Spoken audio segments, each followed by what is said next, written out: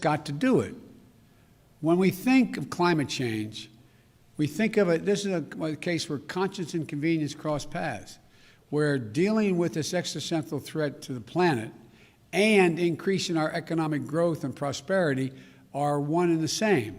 When I think of climate change, I think of, and the answers to it, I think of jobs. A key plank of our Build Back Better recovery plan is building a modern, resilient climate infrastructure and clean energy future that will create millions of good-paying union jobs, not $7, $8, $10, $12 an hour, but prevailing wage and benefits. You know, we can put millions of Americans to work modernizing our water systems, transportation, our energy infrastructure to withstand the impacts of extreme climate. We've already reached a point where we're going to have to live with what it is now. That's going to require a lot of work all by itself without it getting any worse. When we think of renewable energy, we see American manufacturing, American workers racing to lead the global market. We see farmers making American agriculture first in the world to achieve net zero emissions and gaining new sources of income in the process. And I want to parenthetically thank the Secretary of Agriculture for helping me put together that program during the campaign. We see small business and master electricians designing, installing, and innovating energy-conserving technologies in building homes and buildings.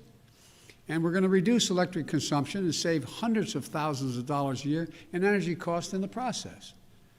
And when the previous administration reversed the Obama-Biden vehicle standard and picked big oil companies over American workers, the Biden-Harris administration will not only bring those standards back, will set new, ambitious ones that our workers are ready to meet. We see these workers building new buildings, installing 500,000 new electric vehicle charging stations across the country as we modernize our highway system to adapt to the changes that have already taken place. We see American consumers switching to electric vehicles through rebates and incentives, and the residents of our cities and towns breathing cleaner air and fewer kids living with asthma and dying from it. And not only that, the federal government owns and maintains an enormous fleet of vehicles, as you all know. With today's executive order, combined with the Buy American executive order I signed on Monday, we're going to harness the purchasing power of the federal government to buy clean, zero-emission vehicles that are made and sourced by union workers right here in America. With everything I just mentioned, this will mean 1 million new jobs in the American automobile industry, 1 million. And we'll do another thing. We'll take steps towards my goal of achieving 100% carbon pollution-free electric sector by 2035, transforming the American electric sector to produce power without carbon pollution will be a tremendous spur to job creation and economic competitiveness in the 21st century, not to mention the benefits to our health and to our environment. Already, 84% of all new electric capacity planned to come onto the electric grid this year is clean energy. Clean energy. Why? Because it's affordable, because it's clean, because in many cases it's cheaper, and it's where we're keeping up. They're keeping up. We're going to need scientists and national labs, land-grant universities, historical black colleges and universities to innovate the technologies needed to generate, store, and transmit clean electricity across distances, and battery technology and a whole range of other things. We need engineers to design them and workers to manufacture them. We need iron workers and welders to install them. Technologies they invent, design, and build will ultimately become cheaper than any other kind of energy, helping us dramatically expand our economy and create more jobs with a cleaner environment. And we'll become the world's largest exporter of those technologies, creating even more jobs.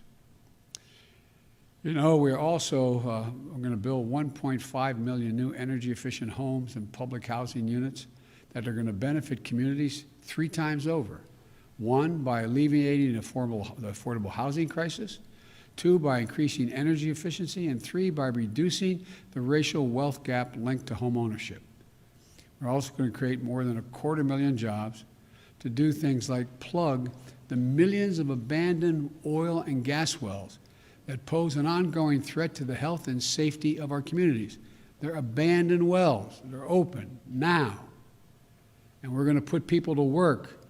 They're not going to lose jobs in these areas. They're going to create jobs. They're going to get prevailing wage to cap those over 1 million wells. These aren't pie-in-the-sky dreams. These are concrete, actionable solutions. And we know how to do this. The Obama-Biden administration reduced the auto industry, rescued the auto industry, and helped them retool. We need solar energy, cost competitive with traditional energy, weatherizing more. We made it cost competitive, weatherizing more than 1 million homes. The Recovery Act of our the Democratic administration, made record clean energy investments, $90 billion. The president asked me to make sure how that money was spent on everything from smart grid systems to clean energy manufacturing. Now, the Biden-Harris administration is going to do it again and go beyond. The executive order I'll be signing establishes the White House Office of Domestic Climate Policy, and it'll be led by one of America's most distinguished climate leaders, former EPA Director Gina McCarthy.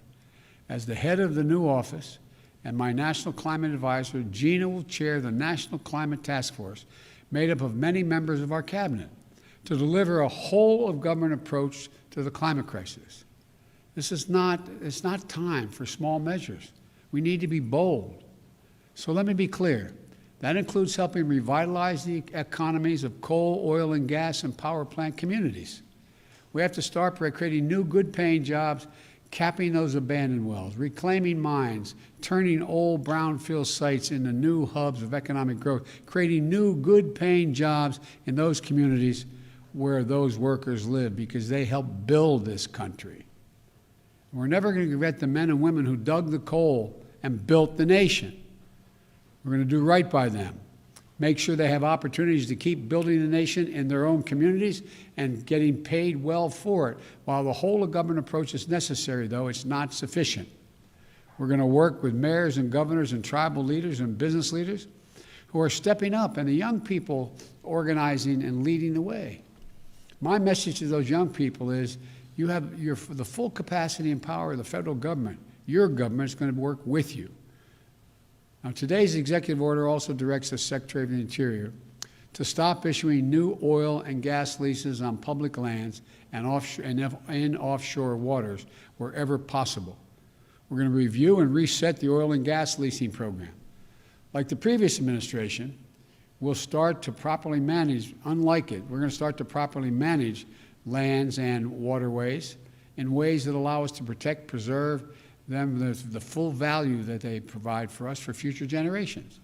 Let me be clear, and I know this always comes up, we're not going to ban fracking. We'll protect jobs and grow jobs, including through stronger standards like controls from methane leaks and union workers willing to install the changes. Unlike previous administrations, I don't think the federal government should give handouts to big oil to the tune of $40 billion in fossil fuel subsidies. And I'm going to be going to the Congress asking them to eliminate those subsidies. We're going to take money and invest it in clean energy jobs in America. Millions of jobs in wind, solar, and carbon capture. In fact, today's action is going to help us increase renewable energy production from offshore wind and meet our obligation to be good stewards of our public lands. It establishes a new, modern-day civilian climate corps that I called for when I was campaigning to heal our public lands and make us less vulnerable to wildfires and floods. Look, this executive order I'm signing today also makes it official that climate change will be at the center of our national security and foreign policy. As Secretary Kerry, as our special presidential envoy for climate, with him, the world knows how serious I am about by appointing one of America's most distinguished statesmen and one of my closest friends speaking for America on one of the most pressing threats of our time. John was instrumental in negotiating the Paris Climate Agreement that we rejoined, this administration rejoined on day one, as I promised. And today's executive order will help strengthen that commitment by working with other nations to support the most vulnerable to the impact of climate change and to increase our collective resilience. That includes a summit of world leaders that I'll convene to address this climate crisis on Earth Day this year, in order to establish a new effort to integrate the security implications of climate change as part of our national security risk assessment and analysis will also be included. With this executive order, environmental justice will be at the center of all we do addressing the disproportionate health and environmental and economic impacts on communities of color, so-called fence line communities, especially those communities, brown, black, Native American, poor whites. It's hard, the hard-hit areas like Cancer Alley in Louisiana, or the Route 9 corridor in the state of Delaware. That's why we're going to work to make sure that they receive 40% of the benefits of key federal investments in clean energy, clean water, and wastewater infrastructure. Lifting up these communities makes us all stronger as a nation and increases the health of everybody. Finally, as with our fight against COVID-19, we will listen to the science and protect the integrity of our federal response to the climate crisis.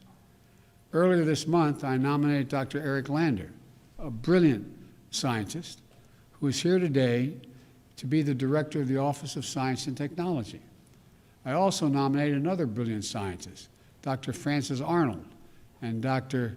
Maria Zuber, to co-chair the President's Council of Advisors on Science and Technology, so-called PCAST, that President Eisenhower started 6 weeks after the launch of Sputnik. It's a team of America's top scientists charged with asking the most American of questions: what next? What's the next big breakthrough? And then helping us make the impossible possible. Today, I'm signing a presidential memorandum making it clear that we will protect our world-class scientists from political interference and ensure they can think, research, and speak freely and directly to me, the Vice President, and the American people. To summarize this executive order, it's about jobs, good-paying union jobs. It's about workers, building our economy back better than before. It's a whole-of-government approach. Put climate change at the center of our domestic, national security, and foreign policy. It's advancing conservation, revitalizing communities in cities and on the farmlands, and securing environmental justice. Our plans are ambitious, but we are America. We're bold. We're unwavering in the pursuit of jobs and innovation, science and discovery. We can do this. We must do this, and we will do this. I'm now going to sign the executive order to meet the climate crisis with American jobs and American ingenuity. And I want to thank you all. I'm going to go over and sign that now.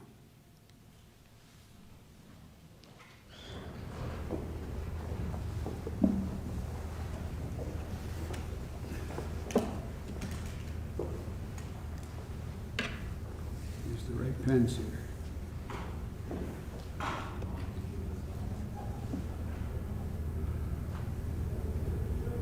The first order I'm signing is tackling the climate crisis at home and abroad.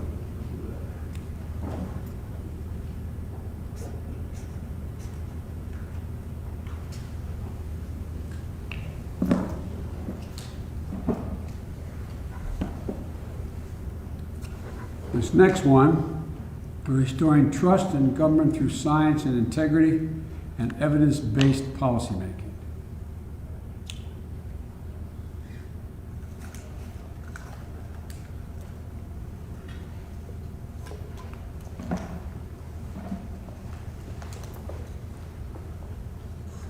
More here. And this last one is the President's Council on Advisors on Science and Technology established.